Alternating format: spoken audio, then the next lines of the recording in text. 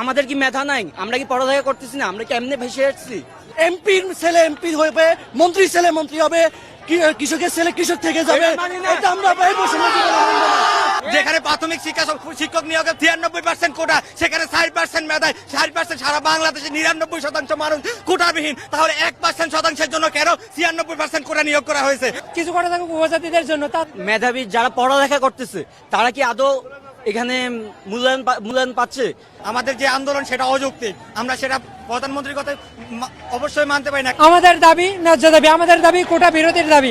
আমরা চাই কিছু সংখ্যক কোটা থাকুক মুক্তিযোদ্ধাদের সন্তানদের জন্য এবং কিছু কোটা থাকুক উপজাতিদের জন্য। তাছাড়া আমরা এত % কোটা আমাদের পক্ষে, আমাদের সাধারণ মেধাবী ছাত্রদের জন্য অনেক কষ্টকর। কারণ যারা অনেক মেধাবী, যারা সারা রাত দিন পড়ালেখা করে, এরা অনেক কষ্টের পরেও ভালো জায়গায় চান্স পায় না শুধুমাত্র কোটার কারণে।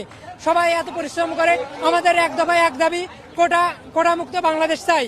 আমরা যেমন 18-তে আমাদের বড় ভাইয়েরা সিনিয়ররা এই আন্দোলন করেছিলেন, তখন মাননীয় প্রধানমন্ত্রী কোটা প্রথা বাতিল করেছেন। এখন আবার হাইকোর্ট সেটাকে রিট করে আবার কোটা প্রথা দিয়েছে। যেটা আমরা যারা মেধাবী যারা পড়ালেখা করতেছে তারা কি আদৌ এখানে মূল্যায়ন পাচ্ছে? রেলের যে চাকরিটা আমরা দেখেছি 30 জনের মধ্যে 20 জনই কোটা প্রথা। প্রতিটা জায়গায় এই কোটা প্রথার বৈষম্যটা আমরা দেখতেছি। এটা কেন? 54% কোটা প্রথা, এটা তো মানা যায় না। মাত্র কি কত? 56%। তো মাত্র 44% কি আমরা সাধারণ শিক্ষার্থীরা পাবো? আজ আমার কোটা প্রথা নেই, আমার বন্ধুদের কোটা প্রথা নাই, এই জন্য মাত্র 44% আমরা কি করব? আমাদের কি মেধা নাই? আমরা কি পড়ালেখা করতেছি না? আমরা কি এমনি ভেসে আসছি?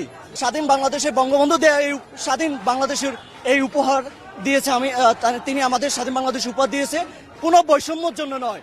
এই স্বাধীন বাংলাদেশে কুলি, মজুর, শ্রমিক, কৃষক সবার যেন সমান অধিকার এবং বৈষম্য থাকে। এমপির ছেলে এমপি হবে, মন্ত্রী ছেলে মন্ত্রী হবে, কৃষকের ছেলে কৃষক থেকে যাবে, এটা আমরা মেধার ভিত্তিতে যোগ্যতার ভিত্তিতে যেন সবাই সমান অধিকার পায়। আমাদের যে আন্দোলন সেটা অযৌক্তিক, আমরা সেটা প্রধানমন্ত্রীর কথা অবশ্যই মানতে পারি না। কারণ আমাদের যে উনি বলেছেন যে আমরা পরীক্ষায় অংশগ্রহণ করেছি না, উনি কোটা প্রথা উঠিয়ে দেখাক যে আমরা পরীক্ষায় অংশগ্রহণ করে মেধায় তাদের সাথে লড়াই করে কিভাবে চাকরিতে অংশগ্রহণ করতে পারি। তুমি দেখাক, একবার সুযোগ করে দেখ, কোটা প্রথা বন্ধ করুক। যেখানে প্রাথমিক শিক্ষক নিয়োগের 96% কোটা, সেখানে 60% মেধায় 60% সারা বাংলাদেশে 99% মানুষ কোটাবিহীন, তাহলে 1% জন্য কেন 96% কোটা নিয়োগ করা হয়েছে? আমাদের প্রশ্ন এখানে, কেন আমরা রেলওয়ে 61% করা, প্রথম শ্রেণীর দ্বিতীয় শ্রেণীর চাকরিতে 56% করা, বাকি 46% শিক্ষার্থী মেধাবী আছে।